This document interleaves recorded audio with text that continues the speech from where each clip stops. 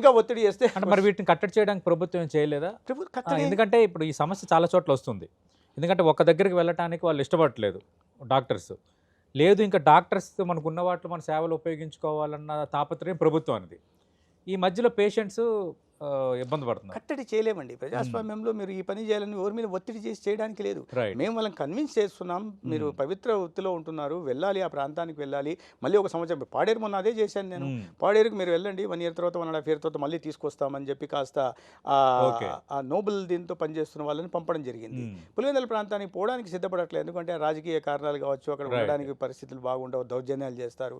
అందుకే జగన్మోహన్ రెడ్డి గారు తీసుకెళ్ళలేకపోయారు. ఆయన గన్ పాయింట్లో ఎవరినైనా ఏదన్నా చేయగలిగిన వ్యక్తి తీసుకెళ్ళలేకపోయారు. ఇదే పరిస్థితి.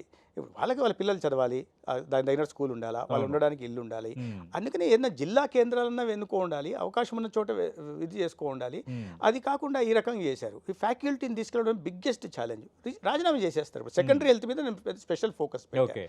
మన రాజోలుకి అక్కడ రాజకీయాల కారణాల వల్ల గత ప్రభుత్వం ఒత్తిళ్ల కారణంగా ఎవరో రాజీనామా చేసేళ్ళారు. నేను వచ్చిన తర్వాత ఒకరిని కాంట్రాక్ట్ బేసిస్లో ఇంటర్వ్యూ చేసి తీసుకున్నాం. రాజోలు పోస్టింగ్ ఇస్తేనే పోలేదు. మళ్ళీ తర్వాత కొన్ని నెలలకి మళ్ళీ ఇంకోరిని తీసుకున్నాం. రాజోలు పోస్టింగ్ ఇస్తే పోలేదు, రిపోర్ట్ చేయలేదు. ఒత్తిడి చేయగలమా? బలవంతంగా పంపగలమా?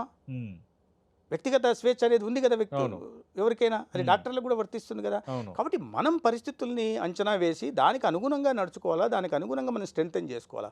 ఇప్పుడు కొత్తగా ఈరోజు మళ్ళీ ఇప్పుడు దాదాపు 7,000 కోట్లు ఖర్చు పెట్టాల్సిన పరిస్థితి ఇది ప్రభుత్వ కళాశాలల మీద. దానికోసం మేము ప్రైవేట్ తర్వాత నిర్వహణ ఖర్చు 100 నుంచి 150 కోట్లు ఉంటుంది. ఇవాళ పరిస్థితులు ఆర్థిక పరిమితుల్లో